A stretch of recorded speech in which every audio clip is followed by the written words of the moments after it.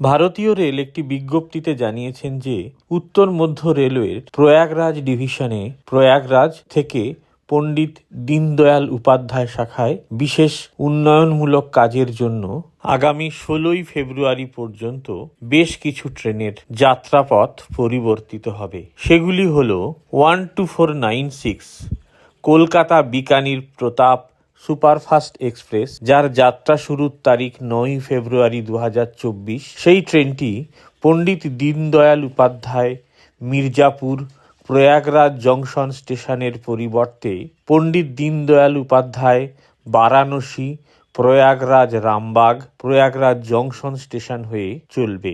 আরেকটি train 12324 বার্মের Howrah superfast express, যাত্রা শুরুর তারিখ 10ই ফেব্রুয়ারি 2024। সেই ট্রেনটি প্রয়াগরাজ জংশন মির্জাপুর পণ্ডিত দীনদয়াল উপাধ্যায় স্টেশনের পরিবর্তে প্রয়াগরাজ জংশন প্রয়াগ জংঘাই বারাণসী পণ্ডিত দীনদয়াল উপাধ্যায় স্টেশন হয়ে পথ পরিবর্তন করে চলবে।